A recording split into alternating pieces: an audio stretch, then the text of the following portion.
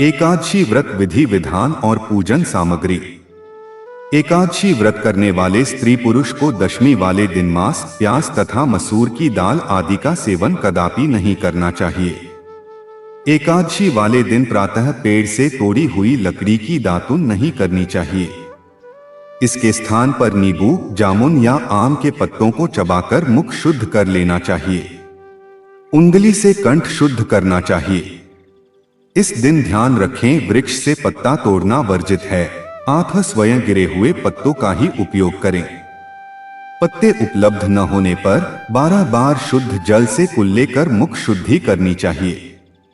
फिर स्नानादि कर मंदिर में जाकर गीता पाठ करना चाहिए या पुरोहित आदि से सुनना चाहिए। भगवान के सम्मुख इस प्रकार प्रण करना चाहिए, आज मैं दुराचारी, चोर व पाखंडी व्यक्ति से बात व्यवहार नहीं करूंगा। किसी से कड़वी बात कर उसका दिल नहीं दुखाऊंगा। गाय, ब्राह्मण आदि को फलाहार व अन्नादि देकर प्रसन्न करूंगा। रात्रि जागरण कर कीर्तन करूंगा। नमो भगवते वासुदेवाय, इस 12 अक्षर मंत्र का जाप करूंगा। राम, कृष्ण इत्यादि विष्णु सहस्रनाम को कंठ का आभूषण बनाऊंगा। इस प्रकार प्रण करने के बाद श्रीहरि भगवान विष्णु का स्मरण कर प्रार्थना करनी चाहिए, हे तीनों लोकों के स्वामी, मेरे प्रण की रक्षा करना। मेरी लाज आपके हाथ है, आखिर इस प्रण को पूरा कर सकूं, ऐसी शक्ति मुझे देना प्रभु। यदि अज्ञानवश किसी निंदक से बात कर बैठें तो इस दोष के निवारण के लिए भगवान सूर्य नारायण के दर्शन करके धूप दीप से श्रीहरि की पूजा अर्चना कर क्षमा मांग लें। इस दिन घर में झाड़ू नहीं लगानी चाहिए, चींटी आदि सूक्ष्म जीवों की मृत्यु का डर रहता है। एकादशी के दिन बाल नहीं कटवाने चाहिए और न ही ज्यादा बोलना चाहिए। ज्यादा बोलने से न बोलने योग्य वचन भी मुख से निकल जाते हैं। एकादशी वाले दिन यथाशक्ति अन्न दान करना चाहिए, परंतु स्वयं किसी का दिया अन्न हुआ कदापि न लें। असत्य वचन व कपटादि कुकर्मों से दूर रहना चाहिए। दशमी के साथ मिली हुई एकादशी वृद्ध मानी गई है।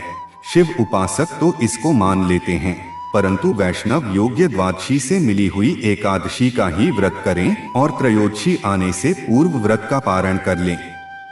फलाहारी को गोभी, गाजर, शलजम, पालक, कुल्फा का साग इत्यादि का सेवन नहीं करना चाहिए, बल्कि आम, अंगूर, केला, बादाम, पिस्ता इत्यादि अमृत फलों का सेवन करना चाहिए।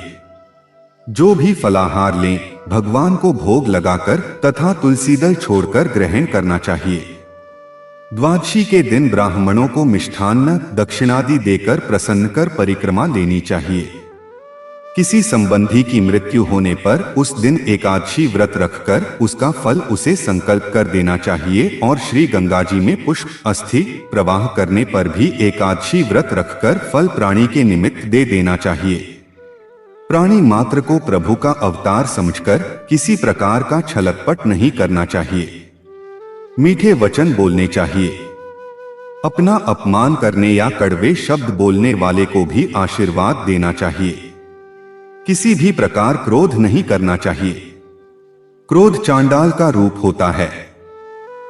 देव रूप हो संतोष कर लेना चाहिए। संतोष का फल हमेशा मीठा होता है।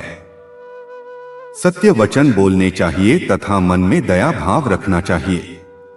इस विधि से व्रत करने वाला मनुष्य दिव्य फल को प्राप्त करता है। व्रत सामग्री निम्न प्रकार से है।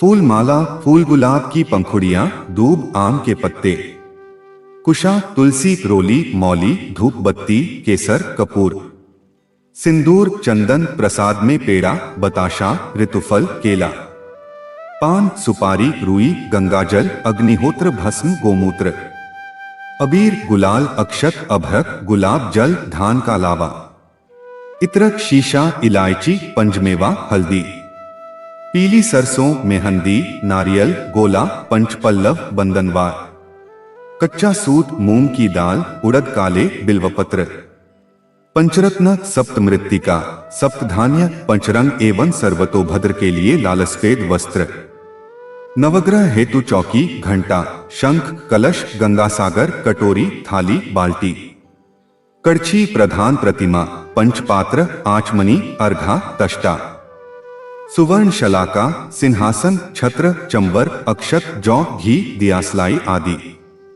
हवन सामग्री में यज्ञ पात्र व समिधा आदि लें।